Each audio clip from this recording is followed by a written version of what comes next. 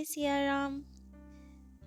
तो अब तक हमने आचार्य चरित्र सुने और उन्हीं आचार्य चरित्र में एक प्रश्न आया कि नारद जी की उत्पत्ति के विषय में कुछ बताया जाए, उनका चरित्र सुनाया जाए। तो तब श्रृंखला आचार्य चरित्र की चल रही थी, इसलिए उस प्रश्न का उत्तर तब नहीं दिया गया।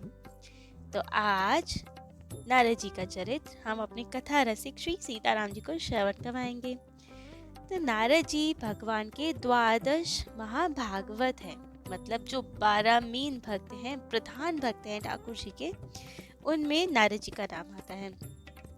नाभा जी ने द्वादश महाभागवत में छप्पे लिखा है, विधि नारद शंकर सनकादि कपिल देव मनुभूप नर हरिदास जनक भीषम बलि सुखमणि धर्म स्वरूप अंतरंग अनुचर हरि जू के जो इनको यश गावे आदि अंत लो मंगल तिनको श्रोता वक्ता पावे अजा मेल पर संग ये निर्णय परम धर्म के जान इनकी कृपा और पुनि समझे द्वादश भक्त प्रधान। अर्थात श्री ब्रह्मा जी, श्री नारद जी, श्री शंकर जी, श्री सनकादिक जी, श्री कपिल देव जी महाराज, श्री मनु जी, प्रहलाद जी, जनक जी, श्री भीष्म पितामह जी, श्री बलि जी और महामुनि सुखदेव जी, धर्मराज जी, ये 12 भगवान के अंतरंग सेवक हैं, उनके प्रधान भक्त हैं। इनकी जो कथा सुनता है तो श्रोता वक्ता दोनों का मंगल होता है। ये हैं भगवान जी के 12 प्रधान भक्त। तो जिनमें दूसरे नंबर के भक्त है श्री नारद जी, जिनका चरित्र आज हम श्रवण करेंगे। तो श्री नारद जी ये ब्रह्मा जी की गोद से उत्पन्न हुए थे। जब इनका प्राकट्य हुआ तो ब्रह्मा जी ने इन्हें आज्ञा दी कि आप सृष्टि का विस्तार करने में सहायक हो। तो उनकी आज्ञा थी कि आप गृहस्थ जीवन में जाएं, परंतु नारद जी ने उनकी आज्ञा नहीं मानी और कहा कि अमृत समान भगवत भजन को छोड़कर मैं ये विष समान संसार में जाऊं, ये संभव नहीं है। मैं तो आजीवन ठाकुर जी के प्रेम का आस्वादन करूंगा, हर समय हरि नाम का गुण कीर्तन करूंगा, उनके नाम का गुणगान करूंगा। मैं इस प्रपंच में, इस संसार में नहीं फंसूंगा। मैं संसार विस्तार, सृष्टि विस्तार की आपकी आज्ञा नहीं मानूंगा। अब तो अपनी आज्ञा की अवहेलना देके ब्रह्मा जी को बहुत क्रोध आया और उन्होंने श्राप दिया और बोले, नारद, मेरे श्राप से तुम्हारे ज्ञान का लोप हो जाएगा, तुम्हें जितना ज्ञान है सब दूर हो जाएगा, और जिनसे तुम बचना चाहते हो तो मैं वही श्राप अब तुम्हें दूंगा। तुम्हारी 50 पत्नियां होंगी, तुम उनके पति बनोगे, तुम्हारा नाम उपवर्ण होगा और उसके बाद मेरे श्राप से तुम एक दासी के पुत्र बनोगे और कालांतर में जब तुम संत सेवा करोगे तुम पुनः मेरे पुत्र स्वरूप में प्रतिष्ठित होगे और अपने स्वरूप का बोध तुम्हें होगा। अब तो ब्रह्मा जी का श्राप था तो कैसे विफल होता? यही हुआ। ब्रह्मा जी के श्राप के कारण नारद जी आगे चल के उपवर्ण नाम के गंधर्व हुए और चित्रर्थ गंधर्व की 50 कन्याओं से उनको विवाह करना पड़ा। एक बार नारद जी के हृदय में हरि भक्ति तो थी ही, तो एक बार वे पुष्कर क्षेत्र में आए और ब्रह्मा जी के स्थान पर उनकी पूजा आराधना के लिए प्रस्तुत हुए। परंतु अब श्रापवश वे गंधर्व थे, इतनी उनकी पत्नियां थी। तभी उन्होंने सामने एक रंभा अप्सरा को देखा नृत्य करते हुए, जिसे देखकर तो ये उन पर मोहित हो गए। अब ये देखकर ब्रह्मा जी को बहुत क्रोध हुआ कि यहाँ मेरी आराधना को आए हो और अप्सरा को देख के मोहित होते हो। तो उन्हें श्राप दिया कि तुम अब गंधर्व योनि त्याग कर शूद्र योनि में जन्म लोगे। अब ये श्राप सुनकर अपवर्ण ने उसी समय शरीर का त्याग कर दिया और कालांतर में द्रुमिल गोप और उनकी पत्नी कलावती के यहाँ उनका जन्म हुआ। और इसी कारण ब्रह्मा जी का दूसरा श्राप कि तुम दासी पुत्र होगे वो चरितार्थ हुआ। द्रुमिल गोप अर्थात इनके पिता का देहांत हुआ, जिसके कारण इनकी माता कलावती को एक सदाचारी ब्राह्मण के घर सेवा करना पड़ता था, तो वे वहाँ दासी बन के रही और ये दासी पुत्र। तो अब जिन ब्राह्मण के घर इनकी माता और ये सेवा करते थे वे भी एक बहुत ही अच्छे ब्राह्मण थे, जिनके घर चातुर्य मास बिताने बहुत से संत आए थे। तो अब इनको ब्राह्मण की आज्ञा हुई और माता और ये नारद जी दोनों संतों की सेवा करने लगे। और अब ब्राह्मण की आज्ञा अनुसार इन्हें केवल एक ही समय भोजन मिलता था। जब संत भोजन पा लेते थे तो उनकी झूठन प्रसादी ही इन्हें मिलती थी। सबकी पतलों में से जितना भी भोजन बचा होता था इकट्ठा कर कर पूरे दिन भर एक बार वे वही पाते थे। और संतों की प्रसाद की महिमा, उनकी शीत प्रसाद की ऐसी महिमा थी कि अब नारद जी के सारे पाप नष्ट हो गए, उनके सारे श्राप दूर हो गए, उनका हृदय शुद्ध हो गया और पूर्ववत उनमें बहुत ही भक्ति भाव उत्पन्न होने लगा। एक बार चातुर्मास करके जाते हुए साधुओं ने इनकी सेवा निष्ठा देखी और इनके हृदय में भक्ति का प्राकट्य देखा, तो इन्हें खूब सारा आशीर्वाद दिया और कहा कि बालक, अब आप रूप ध्यान ठाकुर जी के रूप का ध्यान करो और नाम जप में खूब मन लगाओ। तो ऐसे ही दिन बीतते गए और ये ठाकुर जी के प्रेम में पकते रहे। कुछ दिन बाद सायंकाल के समय इनकी माता गाय धोकर आ रही थी। अब गाय दुहा रही थी तो आई, रास्ते में ही उन्हें एक सर्प ने काट लिया, जिसके कारण उनकी मृत्यु हो गई। अब माता की मृत्यु से तो अब ये केवल ठाकुर जी के सहारे हो गए और उनके आश्रित होकर उत्तर दिशा की ओर वन की ओर चलते चले गए। जब चलते चलते थक गए तो एक पीपल के मूल में जाकर बैठ गए और ठाकुर जी का ध्यान करने लगे, नाम सुमिरन करने लगे। ध्यान करते करते ठाकुर जी इनके हृदय में प्रकट हो गए और इनका हृदय तो आनंद मगन हो गया और उन्हें एक बहुत ही सुंदर झांकी ठाकुर जी की दिखाई दी और तुरंत ही लोप हो गई। अब तो इनको बहुत व्याकुल था कि एक ही क्षण के लिए ठाकुर जी की झांकी दिखाई दी, अब पुनः दर्शन कैसे होंगे। बहुत ही व्याकुल हर और ढूंढे, ठाकुर जी को पुकारे कि हमें पुनः दर्शन कैसे प्राप्त होंगे। इनको इतना व्याकुल देखे तो आकाशवाणी हुई और उन्होंने आश्वासन देते हुए बताया कि अब इस जन्म में तुम हमें नहीं देख सकते। अभी जो तुम्हें दर्शन हुए वे केवल हमने कृपा करके इसलिए दिए हैं जिससे कि तुम्हारा चित्त, तुम्हारा मन हम में ही रम जाए। और अब दर्शन तुम्हें नहीं होंगे, अब तो तुम्हें बाद में दर्शन होंगे। तो अब ठाकुर जी की ये दिव्य वाणी सुनकर तो अब नारद जी का चित्त सिर्फ ठाकुर जी में ही रम गया और उन्हीं का ध्यान करते हुए दयामय ठाकुर जी को प्रणाम करके उनके गुण गाते हुए पृथ्वी पर घूमने लगे।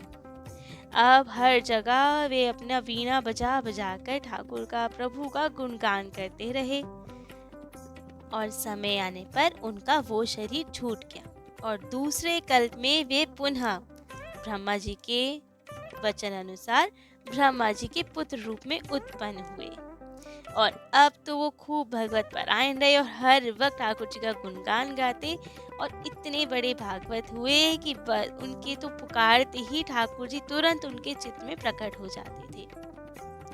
नारद जी ने ही 17 पुराण की रचना कर कर भी जब व्यास जी बहुत असंतुष्ट थे, अशांत उनका हृदय था, तब नारद जी ने ही उन्हें चतुर्श्लोकी में भागवत जी सुनाई थी और उनके उपदेश से ही व्यास जी ने 18,000 श्लोकों वाले श्रीमद् भागवत का लेखन किया। जब प्रहलाद जी गर्भस्थ थे तब इन्होंने ही उन्हें संभाला और उनके हृदय में भक्ति का बीज अंकुरित किया। ध्रुव जी जब वन की ओर जा रहे थे तब नारद जी के उपदेश से ही वे महान भक्त बने। नारद जी ने दक्ष के हर्यश्व नाम के 10,000 पुत्रों को विरक्त बना दिया था और दूसरी बार जब दक्ष ने 1,000 पुत्र उत्पन्न किए कि सृष्टि का विस्तार हो, तो भी नारद जी ने उन्हें मार्ग में मिले और उन्हें भी विरक्त बना दिया अपने उपदेश से। तब तो दक्ष ने कुपित होकर गुस्से में आकर इन्हें श्राप दिया कि तुम यदि एक जगह ठहरोगे तो किसी का घर नहीं बसने दोगे। तो अब हम तुम्हें श्राप देते हैं कि तुम 2 घड़ी से ज्यादा कहीं भी ठहर नहीं पाओगे। तो इसलिए अब तो नारद जी की गति और बढ़िया हो गई। अब तो वे कहीं रुकते ही नहीं, पूरे जगह घूम घूम कर भक्ति का प्रचार करते। उन्होंने तो इस श्राप को भी वरदान स्वरूप में लिया कि अब मैं और घूमूंगा तो और भक्ति का प्रचार होगा। नारद जी देव ऋषि हैं तथा वेदांत, योग, ज्योतिष, वैदिक, संगीत तथा भक्ति के प्रमुख आचार्य हैं। आजकल सीरियल्स में तो नारद जी की छवि बहुत खराब कर रखी है, परंतु वे एक सच्चे गुरु हैं। श्री नारद जी के गुण गाते हुए तो भगवत रसिक जी कहते हैं, गुरु नारद सो मिले अकिंचन पर उपकारी। अकिंचनों पर भी गुरु जी नारद जी इतना उपकार करते हैं कि कहा नहीं जा सकता। जब जयंत ने माता जानकी के पैर में चोट मारी राम जी के प्रभाव को देखने के लिए, तो पूरे में भागता फिरा, कोई नहीं बचा पाया। उनके स्वयं के पिता ने उन्हें बैठने को नहीं कहा, सब ने भगा दिया कि राम जी से तो हम भी नहीं बचा सकते, भागो यहाँ से।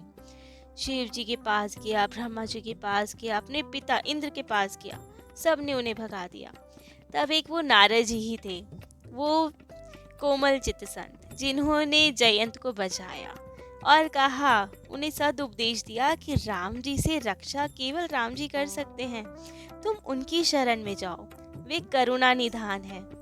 उन्हें जाकर बोलो कि ठाकुर जी मुझे क्षमा करें, मैं आपकी शरण हूँ। तो बस तब जयंत की रक्षा हुई जब वे राम जी की शरण में आए।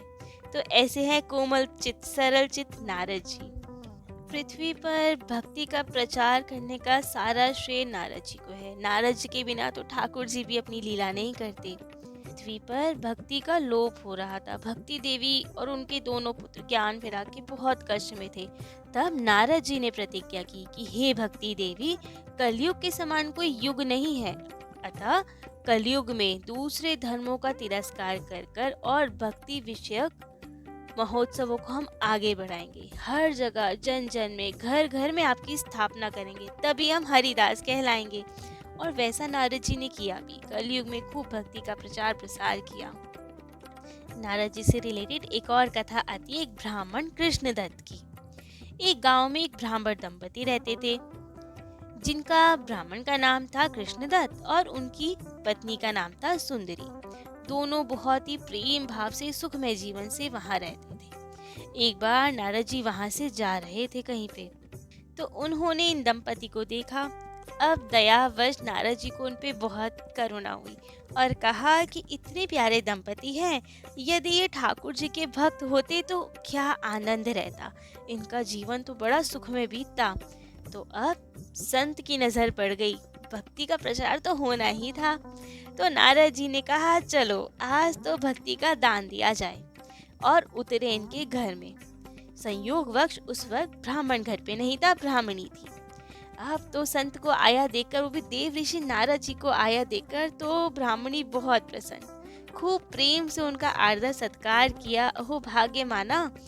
बाद में नारद जी ने जब उनकी पूरा आतिथ्य स्वीकार किया, तो नारद जी ने पूछा, कहा कि आपके घर में किसकी सेवा होती है, गोपाल जी की कि राम जी की? शिक्षा दीक्षा कहाँ से हुई है, आप मंत्र कहाँ से लिया है, कौन से संप्रदाय के हैं आप? तब तो सबका उत्तर ब्राह्मणी ने ना में दिया कि ना तो हमारे घर में ठाकुर सेवा है, ना हमने मंत्र दीक्षा ली है, संप्रदाय तो होता क्या है हमें तो पता ही नहीं, कोई सेवा पूजा नहीं करते हम तो, ऐसी ठाकुर सेवा नहीं है घर में, भोग आदि नहीं लगाते। तब तो नारद जी ने वहाँ जितना कुछ खाया पिया था सब वमन कर दिया, अर्थात सब उल्टी करके निकाल दिया, और कहा कि अरे राम राम, ये तो क्या हो गया हमसे। जो अदीक्षित लोग हैं, जिन्होंने दीक्षा नहीं ली, वहाँ तो हम अन्न जल क्या, वहाँ तो पैर रखना पसंद नहीं करते। तुमने तो हमें अन्न जल खिला दिया, सब निकालो बाहर, और सब खाया पिया बाहर कर दिया। अब तो ब्राह्मणी को बहुत दुख हुआ कि ये क्या हो गया। एक संत हमारे घर पर आए और उन्हें इतना बुरा लगा हमारे कि हम इस योग्य भी नहीं कि संत को भोजन करा पाए। हम क्या इतने बुरे हैं? दीक्षा क्या इतनी जरूरी होती है? तब नारद जी ने कहा, बिल्कुल, जो दीक्षा ही नहीं लेता, जहाँ ठाकुर सेवा ही नहीं है, उसके घर का हम कुछ स्वीकार नहीं करते। हम तो जा रहे हैं। अब तो ब्राह्मणी को बहुत दुख हुआ कि नहीं, ऐसा मत कीजिए, हमें नहीं पता था कि दीक्षा इतनी जरूरी होती है। तो आप कृपा कर हमें दीक्षा प्रदान कीजिए, हमें कंठी तिलक प्रदान कीजिए, हमें मंत्र सुनाइए और हमें इस योग्य बनाए कि हम संत सेवा कर पाएं। अब नारद जी तो आए ही इसलिए थे, करुणा कृपा करने, ये तो सब लीला थी उनकी। था तो सही कि वे नहीं पाते अदीक्षित के घर का, परंतु उनके घर तो वो गए ही थे जिससे इन पे कृपा कर पाए। तो बस अब नारद जी ने उन्हें दीक्षा प्रदान की, उन्हें शिष्या बनाया और उन्हें कहा कि अब से तो तुम्हारे लिए यही आज्ञा है कि अब से तुम्हें खूब नाम सुमिरन करना है, और जो अदीक्षित है, जिसकी दीक्षा नहीं हुई है, उसका तो छुआ पानी तक नहीं पीना तुम्हें, ना कुछ खाना। तो देवी ने कहा, ब्राह्मणी ने कहा, जो आज्ञा गुरुवर, अब ऐसा ही होगा। अब तो जय हो नारद जी की, और खूब वो श्रीमन नारायण नारायण करते हुए अपने लोक को चले गए। अब तो खूब प्रेम से भजन करने लगी। इतने में उनके पति देव आए। ब्राह्मण आए, भूखे प्यासे घर में आए तो घड़े की ओर जाने लगे जल पीने के लिए। ब्राह्मणी ने तो गुस्से में कहा, नहीं नहीं, वहां मत जाओ, हाथ मत लगाना घड़े को, अभी नया खरीद के लाई हूँ। और स्वयं पानी निकाल के उन्हें दिया। जब भोजन करने बैठे तो अधिकतर तो जब वे भोजन करते थे तो उनका जो बचा हुआ भोजन होता था वही ब्राह्मणी पाती थी, उसी प्लेट में पे भोजन करती थी। आज तो जैसे ही पति ने भोजन छोड़ा तो वे गैया को डाल दिया और स्वयं अपना चौका पोछा लगा के शुद्धताई से फिर से भोजन बना के वो पाया। अब तो ब्राह्मण ने कहा कि ये हो क्या रहा है, अजीब सा व्यवहार हो रहा है, ना पानी को हाथ लगाने दे रही, ना मुझे कुछ करने दे रही, मेरा भोजन बचा हुआ भी नहीं पाया और सफाई करके फिर अपना भोजन बना के पाया, तो ये हो क्या रहा है। तब ब्राह्मणी ने सब बात बताई कि तुम्हारी तो दीक्षा नहीं हुई है और हमारी दीक्षा हो गई है, अब तो हम अदीक्षित व्यक्ति के हाथ से छुआ कुछ नहीं पाएंगे। तब तो ब्राह्मण को बहुत गुस्सा आया, खूब उसे डांटा कि ये सब क्या है, और बहुत ही गुस्सा किया। कहा कि मेरी पत्नी होके मेरी बात नहीं मानती, नारद के बहकावे में आ गई। जैसे कि मानस जी में भी लिखा है, नारद कर उपदेश सुनी कहू बसव किछु के, अर्थात नारद जी का उपदेश सुन के किसी का घर बच सकता है, वो तो भक्ति भाव में ही लग जाएगा। परंतु अब वो ब्राह्मणी भी पक्की गुरु की चेली थी। उन्होंने भी माता पार्वती जैसा ही जवाब दिया, तजौ न नारद कर उपदेशु, आप कहे सत बार महेशु, गुरु के वचन पर तीति न जेहि, सपने सुगम न सुख सिद्धि तेहि। अर्थात उन्होंने कहा कि शायद शिव जी भी आके मुझे 100 बार बोले कि नारद जी का वचन मत मानो, लेकिन मैं तो अपने गुरु का वचन मान के ही रहूंगी। जिसे अपने गुरु के वचन में ही कोई विश्वास नहीं, उसके लिए तो कुछ भी सुगम नहीं है, कुछ नहीं मिल सकता उसे। तो अब तो कुछ हो जाए, मैं अपने गुरु के वचन नहीं छोड़ूंगी। अब जैसे श्री पार्वती जी के आगे सप्त ऋषि हार गए, वैसे ही ब्राह्मणी ने कहा, अब चाहे तुम मुझे मार ही क्यों ना डालो, पर मैं तुम्हारे बिना दीक्षा लिए तुम्हारा ना झूठन खाऊंगी, ना तुम्हें कहीं हाथ लगाने दूंगी किसी बर्तन में। अब तो ऐसे ही रहेगा, मैं अदीक्षित के हाथ का छुआ जल तक ग्रहण नहीं करूंगी। अब तो ब्राह्मण करते क्या ना करते, घर में सुख शांति तो चाहिए ही थी। तो बस उन्होंने स्वीकृति दी, चलो ठीक है, मैं भी दीक्षा ग्रहण करूंगा। तो अब ब्राह्मणी ने तुरंत नारद जी को स्मरण किया और नारद जी तो इसी ताक में थे, वे तुरंत आ गए और कहा कि ठीक है, आप जाके स्नान करके आए, फिर आपका दीक्षा संस्कार होगा। अब तो ब्राह्मण जैसे तैसे गया, फटाफट जाने लगा नदी पे स्नान करने, परंतु उसे जब कुछ लोगों ने जाते हुए देखा तो पूछा कि क्या चक्कर है, क्या हो रहा है। ब्राह्मण ने सारी बात बता दी। अब तो लोग होते ही ऐसे हैं संसार के, किसी का उत्कर्ष कहाँ सहा जाता है। तो लोगों ने उसे बहका दिया, कहा कि क्या जरूरत है दीक्षा लेने की, उनसे कह दो अभी तो पितृपक्ष चल रहा है, थोड़ा अच्छा समय आने दो तब दीक्षा लेंगे। ब्राह्मण उन सब की बातों में आ गया, समाज की बातों में आ गया और लौटकर नारद जी से कहा कि नहीं, अभी नहीं लेंगे, अक्षय नवमी को दीक्षा लेंगे। नारद जी क्या करते हुए तो चले गए अपनी बीना बजाते हुए, हरि गुण गाते हुए। और जब अक्षय नवमी पे नारद जी पधारे ब्राह्मण के घर तो देखा ब्राह्मण ब्राह्मणी दोनों का देहांत हो चुका था। अब नारद जी ने ध्यान धर के देखा कि दोनों की क्या गति हुई, तो उन्हें पता चला कि ब्राह्मणी तो राजकुमारी बन गई और ब्राह्मण उसी राजा के घर हाथी बन के पैदा हुआ। तो अब नारद जी वहां पहुंचे। नारद जी को देखकर राजकुमारी को तो अपनी पूर्व जन्म की पूरी स्मृति थी। स्मृति तो हाथी को भी थी, क्योंकि नारद जी के दर्शन तो हुए थे ना, तो दोनों को अपनी पूर्व जन्म की सारी स्मृतियां थी। तो राजकुमार जी ने तो खूब आदर सत्कार किया नारद जी का, खूब प्रेम भाव से उनका पूजन अर्चन किया, वंदन किया अपने गुरुवर का।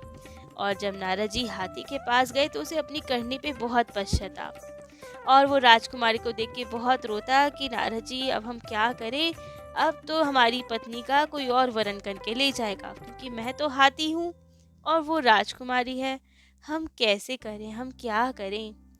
राजकुमारी भी लेकिन जब उसे पूर्व जन्म की स्मृति थी तो वे भी अपने पति को त्यागना नहीं चाहती थी। जब उसका स्वयंवर होता तो वह हाथी के गले में ही जयमाला डाल देती। अब इससे राजकुमारी का राजा का सबका बहुत उपहास तो उड़ता, लेकिन वो समझती ही नहीं थी। वे अब कभी भी कुछ बात चले तो वो केवल हाथी को ही अपना पति बताती थी, जयमाला उसी के गले में डालती थी। अब तो सब उसके माता पिता बहुत दुखी थे, राजकुमारी भी बहुत दुखी, हाथी भी बहुत दुखी कि अब क्या किया जाए। तब तो उन्होंने अपने गुरुदेव नारद जी का स्मरण किया। नारद जी आए और हाथी के पास गए और कहा, अब तो दीक्षा लोगे, अब तो नाम सुमिरन करोगे, हरि का नाम जपोगे तो उद्धार हो पाएगा। तब हाथी ने माथा टेका, प्रणाम किया नारद जी को, और नारद जी ने उनके कान में मंत्र प्रदान किया, नाम सुमिरन कराए, भगवान नाम सुनाया उनके कान में और दीक्षा प्रदान की। ये भगवत नाम सुनते ही हाथी तुरंत वो शरीर छोड़कर एक दिव्य राजकुमार बन गया, और दोनों ने, अब राजकुमार ने और राजकुमारी ने, उस स्वरूप में पुनः नारद जी से दीक्षा ग्रहण की। ऐसे है परम कृपालु गुरु श्री नारद जी, जो सबका उद्धार करना जानते हैं, सबको भक्ति का दान देना जानते हैं। तो श्री नारद जी के चरणों में कोटि कोटि प्रणाम। ऐसे परम उदार संत के चरणों में कोटि कोटि प्रणाम। संत सरल चित जगत हित, जान स्वभाव स्नेहु, बाल विनय सुनि करे कृपा, श्री राम चरण रति देहु। आज के लिए इतना ही। जय जय श्री सीताराम।